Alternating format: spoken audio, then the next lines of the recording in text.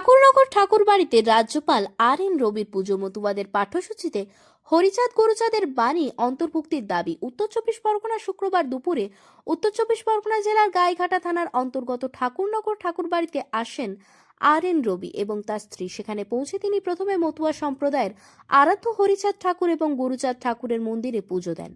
পুজো শেষে মতুয়া সম্প্রদায়ের উদ্দেশ্যে বক্তব্য রাখতে গিয়ে রাজ্যপাল বলেন, হরিচাঁদ এবং গুরুচাঁদ ঠাকুরের বাণী সমাজের জন্য অত্যন্ত গুরুত্বপূর্ণ। তিনি প্রস্তাব দেন তাদের আদর্শ এবং বাণীকে পাঠ্যপুস্তকের অন্তর্ভুক্ত করা উচিত, যাতে আগামী প্রজন্ম এই ভাবধারার সঙ্গে পরিচিত হতে পারে। এছাড়াও তিনি মতুয়া সমাজের উন্নয়ন এবং সাংস্কৃতিক ঐতিহ্য নিয়ে একাধিক মন্তব্য করেন।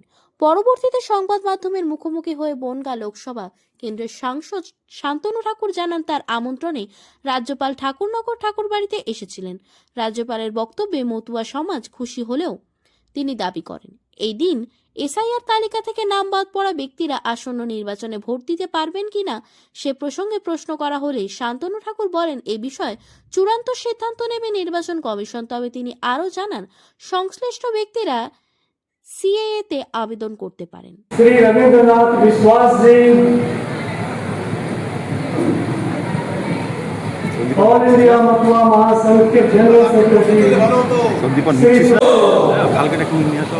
मोहन सिंह पंजाब सिंध गुजरात